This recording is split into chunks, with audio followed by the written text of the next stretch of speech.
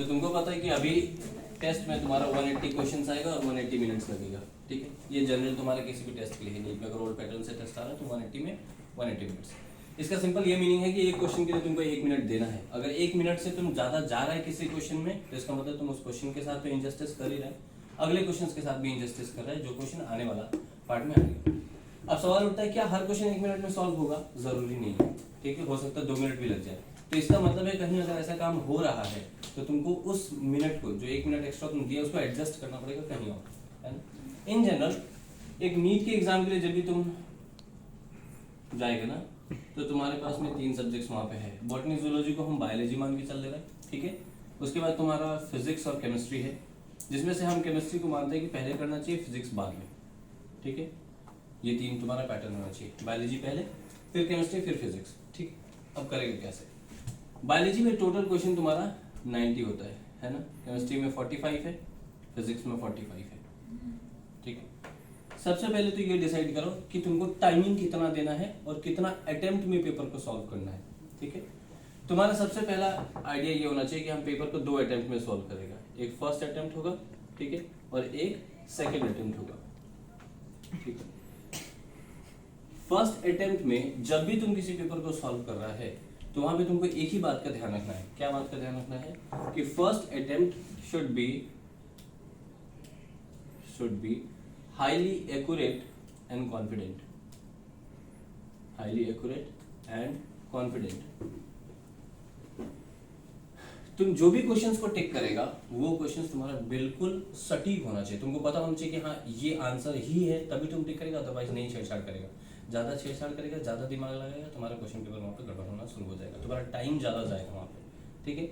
Second attempt में हमेशा कोशिश करेगा कि जो भी क्वेश्चंस कर रहा है वहां पे थोड़ा मोड़ा तुम स्पेकुलेशंस लगा सकता है। तो सेकेंड अटेम्प्ट में कोई माइनर स्कोप है तुम्हारा स्पेकुलेशंस का, ठीक है, कि वहां पे तुम स्पेकुलेट कर सकता है कि ठीक है ये आंसर हो भी सकता है, नहीं भी हो सकता है, लगाया जा सकता है। अब ये जो फर्स्ट अटेम्प्ट है और सेकेंड अटेम्प्ट है, इसको हैंडल कैसे करना है? सबसे पहले हम बायोलॉजी बोल जाते हैं, ठीक है। मान लो हम बोल रहे हैं कि हम बायोलॉजी का पेपर को टच किया, ठीक है। हम पहला अटेम्प्ट में चल रहा है, ये फर्स्ट अटेम्प्ट है मेरा। फर्स्ट अटेम्प्ट में क्वेश्चंस टोटल बायोलॉजी में है कितना? 90।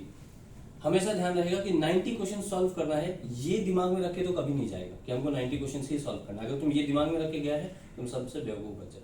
पहला अटेम्प्ट में कभी नहीं सोचेगा 90 सॉल्व करने का। पहले अटेम्प्ट में ये सोचो कि मैक्सिमम हम सॉल्व कर पाएगा 70 सपोज, ठीक है। या बहुत अच्छा स्टूडेंट है तो पहले अटेम्प्ट में वो 80 सॉल्व कर लेगा, बट 70 सॉल्व कर पाएगा तो वो 70 एक्यूरेट होना चाहिए। टाइम तुम डिसाइड करेगा कि अगर हमको 70 क्वेश्चन सॉल्व करना है तो मैक्सिमम हम इसके लिए जो टाइम लिमिट लेगा वो 40 to 45 मिनट लेगा, इससे ज्यादा नहीं लेगा, ठीक है। इसका मतलब अगर हम मान लो बोले कि हम 30 सेकंड में एक क्वेश्चन को सॉल्व करने का कैपेबिलिटी रखता है तो 40 मिनट्स में हम 80 क्वेश्चन सॉल्व कर लेगा। फिर भी हम 80 नहीं रखता, हम 70 ही रखते हैं कि 70 ही सॉल्व करना है। सॉल्व कैसे करना है?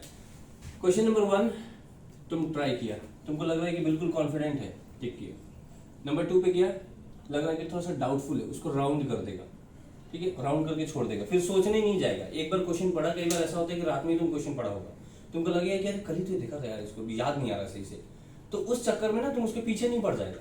जो स्टूडेंट वहां पे इमोशन से खेलना शुरू करता है ना वो स्टूडेंट बेवकूफ है। एग्जाम में घुसने से पहले ना अपने पॉकेट से सारा इमोशन निकाल के बाहर रख देना कि क्वेश्चन हमको आता था, देखा था, पढ़ा था, कोई बताया था, ये सारा थॉट्स तुम्हारे दिमाग में आना ही नहीं चाहिए, बिल्कुल हटा दो उसको, ठीक है। नंबर 3 को तुम सॉल्व करने गया, तुमको लग रहा है ये क्वेश्चन दूर दूर तक सुना हुआ नहीं है, एकदम काट दो, ठीक है, और माँ कसम खा लेना कि दोबारा क्वेश्चन भी नहीं आ रहा, और गलती से तुम इस क्वेश्चन पे आ रहा है तो तुम फिर से बेवकूफ। 4 आता है, टिक किया, 5 आता है, टिक किया, 6 पर डाउट लग रहा है, गोल कर दिया, 7 आता है, 8 आता है, टिक किया, 9 लग रहा है, डाउट लग रहा है, गोल कर दिया, 10 लग रहा नहीं आता है, हटा दो। ऐसे करके तुम चलेगा। तो ऐसे करके अगर तुम चलेगा तो तुम्हारा बिल्कुल कॉन्फिडेंट क्वेश्चन से टिक हो रहा है ना, इससे 2 फायदा, टाइम मिनिमाइज हो गया, तुम एक्स्ट्रा टाइम वेस्ट नहीं किया थिंकिंग पे, और तीसरा सबसे इंपॉर्टेंट फायदा कि जो भी तुम क्वेश्चन किया है तुम उस पर हाईली कॉन्फिडेंट है कि ये क्वेश्चन का हम जितना भी किया वो मेरा मार्क्स पक्का है। अब तुम 40 मिनट्स का टाइम लिमिट लेकर के चलेगा तो एनी हाउ 40 मिनट्स में कोशिश करना कि 70 क्वेश्चंस कर लो। अगर तुम 70 कर लिया और ये 70 का 70 एक्यूरेट है तो तुम्हारा कितना मार्क्स आ चुका है? 280, ठीक है। टाइम तुम्हारा 40 मिनट्स खत्म। अब कोशिश करो कि हर सब्जेक्ट को सॉल्व करके ओएमआर वहीं पे कर लेने के लिए, ठीक है। 5 minute low, 10 minute low OMR solve करने के लिए, ठीक है। उसके बाद दूसरे सब्जेक्ट को मूव करो, क्योंकि लास्ट में जब तुम ओएमआर सॉल्व करने आता है ना, तो इतना सारा क्वेश्चंस का बर्डन हो जाता है, तुम ओएमआर सॉल्व करने में गड़बड़ी करेगा ही करेगा, नंबर का मिस्टेक कर देगा, कभी ए का बी टिक कर देगा, बी का सी टिक कर देगा, ये वाला गड़बड़ी होता है। तो एक सब्जेक्ट को फिल करो, उसका ओएमआर उसमें क्लिक करके खत्म कर दोगे। अब आता है बात केमिस्ट्री का। क्वेश्चंस कितना होता है? 45।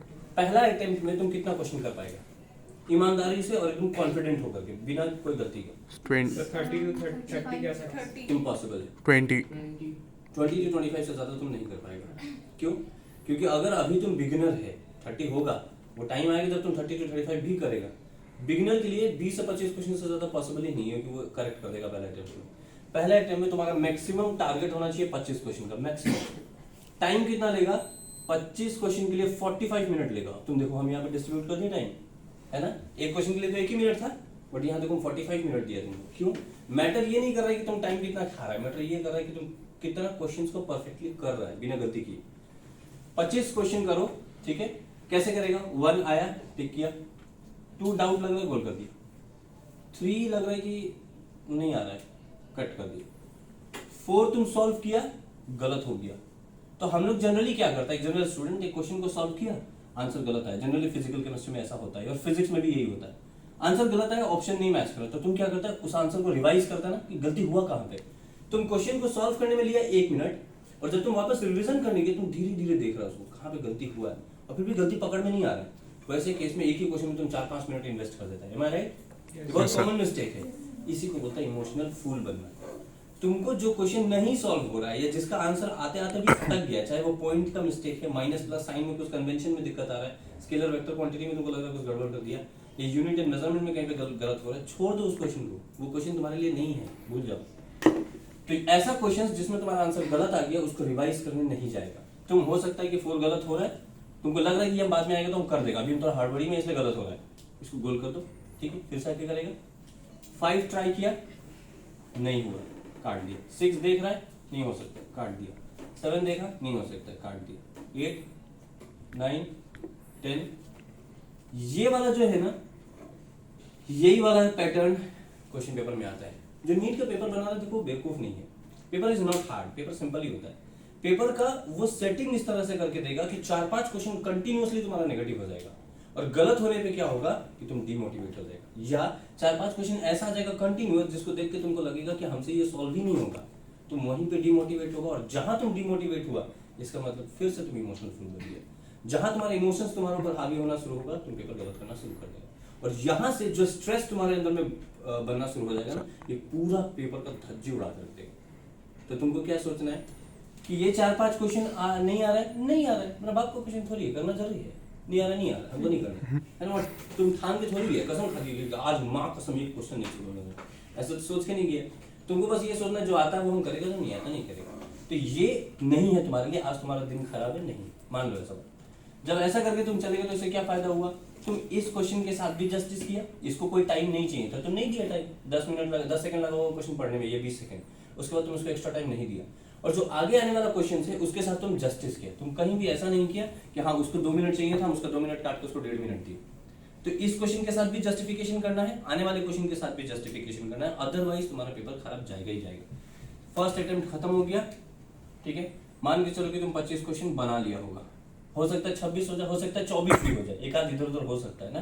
तो मान के चलो इतना ही हम बनाया है, 100 मार्क तुम्हारे यहाँ पे आ गया।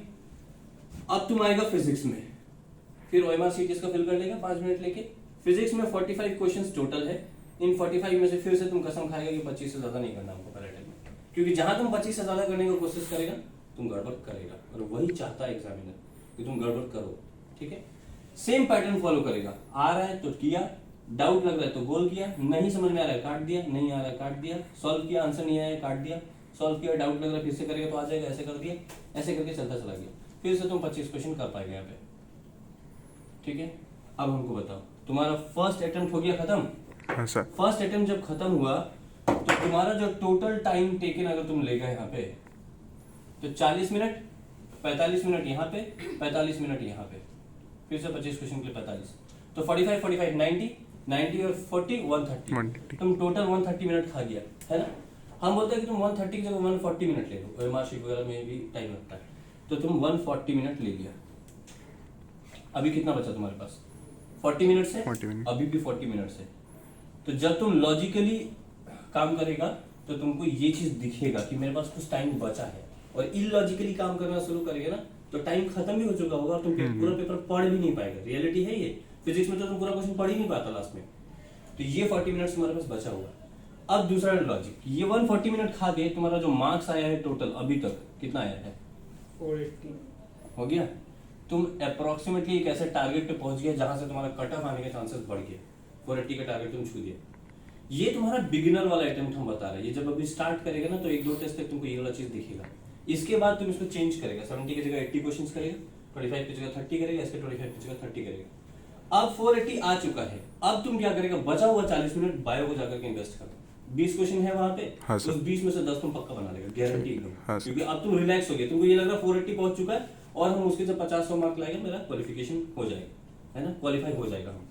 अब जाओ बायो में, एनी हाउ कोशिश करो 10 क्वेश्चन सॉल्व करने का, 40 मार्क्स यहाँ से आ जाएगा। यहाँ जाओ कोशिश करो 5 क्वेश्चन सॉल्व करने का, और ठीक है तो 5 क्वेश्चन सॉल्व करेगा तो 20 मार्क्स यहाँ से आ गया, यहाँ पे तुम्हारा 40 आ गया। यहाँ पे कोशिश करो 5 सॉल्व करने का फिजिक्स में, तो 20 40 प्लस 40 80 फिर से प्लस कर दो 560। इन जनरल 560 में कट ऑफ निकल जाएगा तुम्हारा। समझ में आया? ये था बिगिनर्स के लिए। यही चीज जब तुम पूरे साल प्रैक्टिस करेगा ना तब तुम नोटिस करना टाइम सेगमेंट यही रहेगा। 40 मिनट्स में अगर तुम 80 क्वेश्चन नहीं सॉल्व कर दिया ना तो मेरा नाम बदल जाएगा। तो मैं ऐसे स्टूडेंट्स को देखा है जो 30 मिनट्स में 90 क्वेश्चन सॉल्व किए, 30 मिनट्स में। बस वो यही मेथड को फॉलो करता चला गया। तुम आज इस मेथड को फॉलो कर रहे हैं, एक दिन आएगा जब तुम एक्सपर्ट बनेगा इसमें, तुम एक्सपर्टीज गेन करेगा। फायदा, टाइम कंज्यूम कम होता है, टाइम को तुम लिमिट को मेंटेन कर सकता है, टाइम का बाइफर्केशन का हिसाब रख सकता है। तीसरा, कॉन्फिडेंट अटेम्प्ट होता है। चौथा, नेगेटिव बिल्कुल कम होता है। और जो स्टूडेंट जितना कम नेगेटिव अटेम्प्ट करेगा ना वो उतना अच्छा सक्सेसफुल अटेम्प्ट देगा अपना। समझ में आ रहा है? तो अभी से इस चीज का ध्यान रखेगा, स्टार्टिंग से यही काम करेगा। इमोशनली ना अपने आप को अंदर जाकर के ना ऐसे स्ट्रेस में नहीं लाना है।